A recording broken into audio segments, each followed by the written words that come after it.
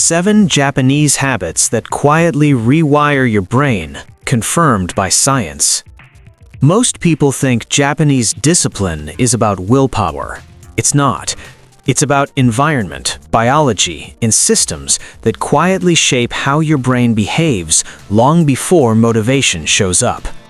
In the next few minutes, you'll understand why so many Japanese habits look simple on the surface, yet work so effectively at a neurological level that they outperform motivation, productivity hacks, and even raw talent. If you've ever felt distracted, mentally drained, or stuck in cycles of starting and quitting, this video will explain why and how small changes in daily structure can completely change how your brain allocates energy, attention, and self-control. The first habit is simplifying choices to preserve mental energy. In Japan, routine is not a lack of freedom, it's a cognitive strategy.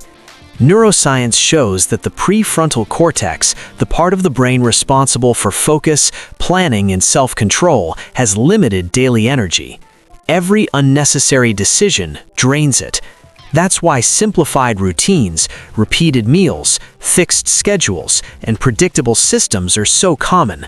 When the brain isn't overloaded with trivial decisions, it preserves energy and cognitive resources for what actually matters. In American daily life, think about how much energy is wasted deciding what to wear, what to eat, when to work out, and when to rest. A Japanese-style approach removes these micro-decisions before they steal your focus. Example, you wake up and eat the same simple breakfast every weekday. No scrolling, no debating. By noon, your brain is still sharp. But if you wake up, eat, and scroll at the same time, you burn through thousands of tiny decisions before lunch and feel mentally exhausted.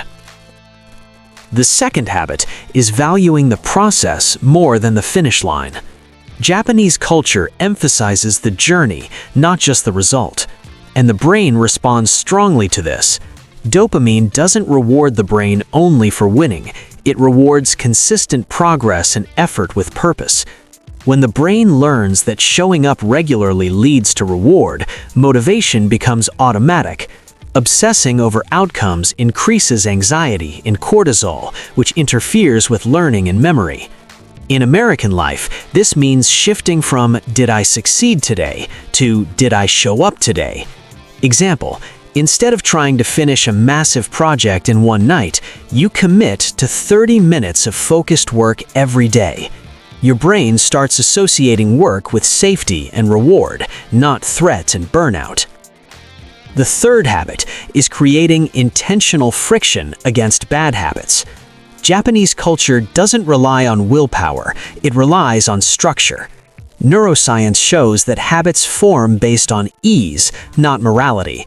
The easier a behavior is, the more likely the brain repeats it. That's why Japanese environments often make unhealthy behaviors inconvenient and healthy behaviors automatic. Vending machines sell tea instead of soda. Streets encourage walking. Spaces stay clean because clutter creates cognitive stress. In American daily life, friction works the same way. Example, you leave your phone in another room while working. Nothing heroic, just distance. The brain follows the path of least resistance, and focus quietly returns. The fourth habit is practicing single-tasking in a world addicted to multitasking. Japanese work and study culture emphasizes full attention on one task at a time, and neuroscience strongly supports this. Multitasking doesn't make you efficient. It fragments attention, increases cortisol, and reduces working memory capacity. Every task switch carries a cognitive cost. Single tasking allows neural circuits to stabilize and operate efficiently. Example, instead of juggling emails, messages, and tabs, you focus on one task for 25 minutes. No background noise, no notifications. Your brain enters a calm flow state instead of forced effort. The fifth habit is treating rest as a discipline, not a reward. In Japan, rest is structured. Sleep schedules are consistent. Short breaks are normalized. Neuroscience shows that memory consolidation, emotional regulation, and learning depend on regular rest cycles. Irregular rest disrupts the circadian rhythm and increases stress hormones. In American culture, rest is often delayed or earned, keeping the nervous system in a constant state of alert. Example, you stop working at the same time every night, even when the work isn't finished. Your brain learns safety. Over time, focus improves instead of collapsing. The sixth habit is social accountability built into daily life. Japanese systems rely less on self-policing and more on shared standards. The brain is wired for social regulation. When behavior is visible and normalized, consistency requires less mental effort. This reduces internal conflict and decision fatigue. In American daily life, this can be recreated through intentional accountability structures. Example, you study at the same cafe every morning. The environment and familiar faces reinforce consistency without a single word being spoken. The seventh habit is identity-first behavior. In Japanese culture, behavior flows from identity, student, worker, neighbor, not from fluctuating motivation. Neuroscience shows that when behavior aligns with identity, the brain offers less resistance. Self-control grows naturally because actions feel consistent with who you are. Motivation-based change constantly fights internal friction. Example, instead of saying, "I'm trying to be productive," you adopt the identity of someone who shows up daily. Your brain stops negotiating and starts executing. In short, you do not need to reshape your life. You don't have to live in Japan. You just need to make a choice. Pick a little habit from this video and start today.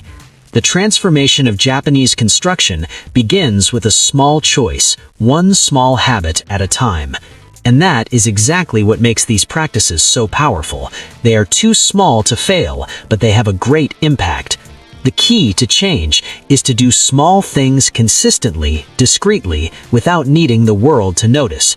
Do it for yourself and for you. You are not alone. MindUmbra is with you. If this has changed your way of thinking about habits, subscribe, like our channel. Until the next video.